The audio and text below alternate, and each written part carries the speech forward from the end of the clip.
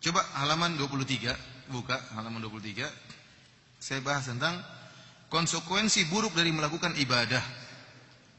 Melakukan bid'ah, konsekuensi buruk dari melakukan bid'ah yang dianggap hasanah, dianggap baik. Antara lain sebagai berikut. Yang pertama, halaman 23 saya katakan konsekuensi buruk.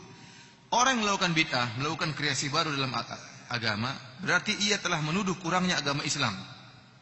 Padahal Allah, atau menuduh Allah belum menyempurnakan agama Islam. Karena menurutnya masih ada kesempatan untuk menambah-nambah dalam agama ini. Ini konsekuensi dari orang melakukan bid'ah, berarti seakan-akan dia menganggap agama belum sempurna, maka dia tambah-tambahin. Jadi seakan-akan yang benar harusnya ayatnya turun, Islam tidak akan sempurna sampai munculnya ahlul bid'ah yang terakhir. Kalau sudah muncul ahlul bid'ah penutup, baru sempurna agama ini. Kenapa? Karena masih ada proses penambahan. Agama ini belum sempurna, masih ada proses apa? Penambahan. Kapan penambahan agama ini selesai? Sampai muncul ahlul bid'ah yang terakhir, kreator yang terakhir, kemudian dia meninggal, baru itu sempurna agama. Selama masih ada kreator-kreator yang lain, maka agama belum sempurna, harus ditempel lagi, harus disempurnakan, ditempel. Ini konsekuensi dari kreasi-kreasi bid'ah. Konsekuensi yang kedua, agama Islam senantiasa dalam keadaan kurang, tidak sempurna semenjak zaman Nabi. Benar. Konsekuensinya berarti belum sempurna, masih ada yang kurang bagus, maka ditambah-tambahin lagi dengan ibadah-ibadah baru. Di zaman Nabi tidak ada namanya salat raghaib, di zaman Nabi tidak ada namanya salat nisfu Sya'ban, dibuat sekarang. Nabi tidak ada di zaman Nabi, berarti kurang indah, ditambahinlah model ibadah tersebut di zaman sekarang. Yang konsekuensi yang ketiga, kreasi bid'ah melazimkan menuduh Nabi dengan salah satu dari dua tuduhan. Sekarang kalau ada orang melakukan bid'ah, misalnya melakukan acara hari Asyura, sebagaimana orang-orang Syiah yang mereka memukul-mukul tubuh mereka sampai berdarah-darah. Atau misalnya seorang melakukan salat malam nisfu Sya'ban 100 rakaat di malam nisfu Sya'ban. Yang salat ini diingkari oleh, saya ulangi lagi, salat malam nisfu Sya'ban 100 rakaat di malam nisfu Sya'ban ini dikatakan oleh Al-Imam Nawawi rahimahullah sebagai bid'ah yang mungkar, bid'ah yang buruk, yang mungkar, yang tidak pernah diajarkan oleh Nabi dan para sahabatnya. Kita tanya sama orang yang melakukan salat ini, kita katakan, ya akhi, anda sekarang melakukan salat 100 rakaat di malam nisfu Sya'ban. Amalan ini diketahui oleh Nabi atau tidak?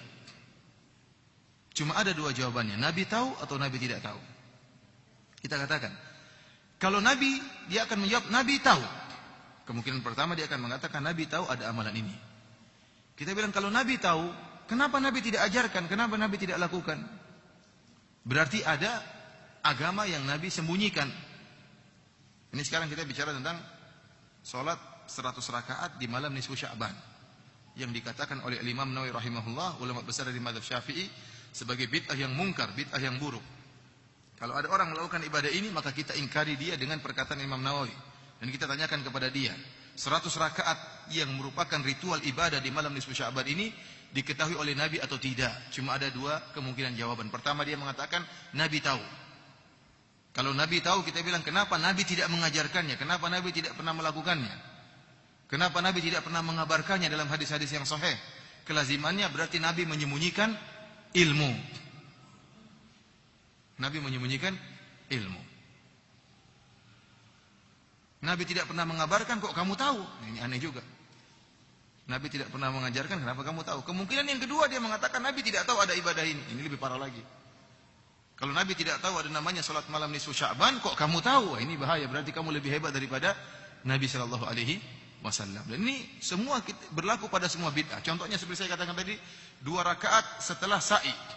Salat 2 rakaat setelah sa'i. Kita bilang, Nabi umrohnya cuma tawaf, kemudian salat 2 rakaat, kemudian sa'i. Kenapa kau tambah 2 rakaat setelah sa'i?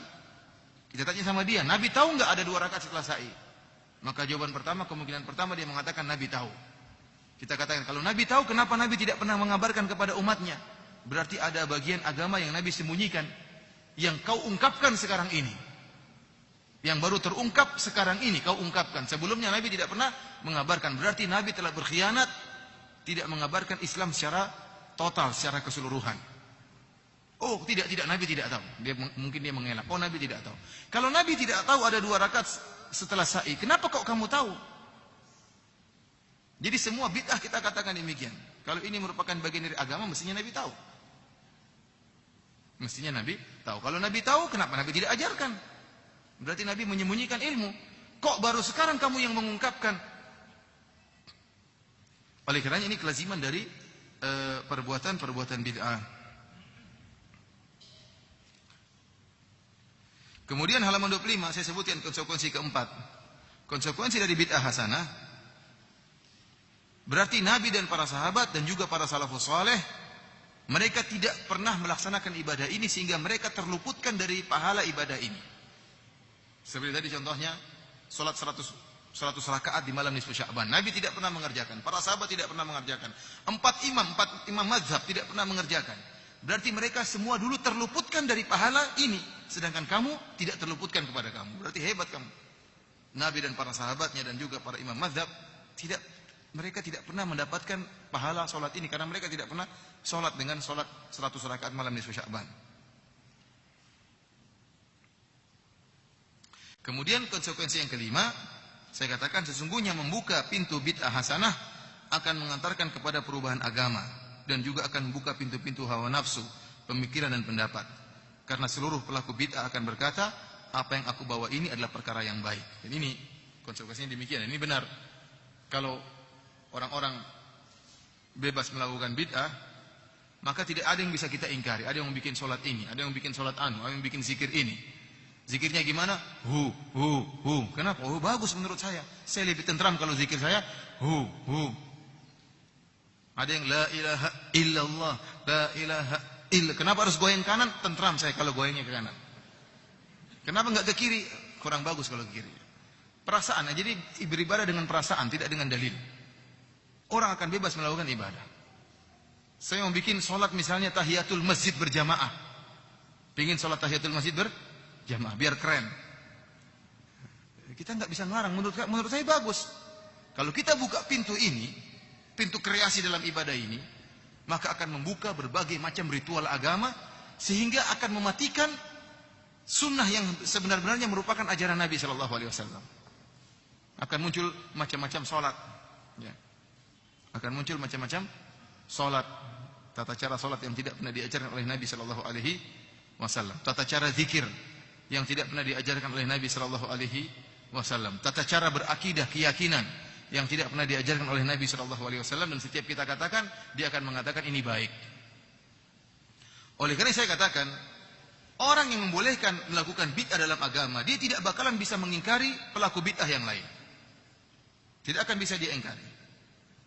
Contohnya orang-orang yang melakukan bid'ah seperti sholat malam nisfu Sya'ban 100 rakaat, dia tidak akan bisa membantah orang-orang Syiah yang melakukan hari Asyura dengan memukul-mukulkan tubuh mereka dengan pedang dan rantai-rantai sehingga berlumuran darah di kepala mereka dan badan-badan mereka.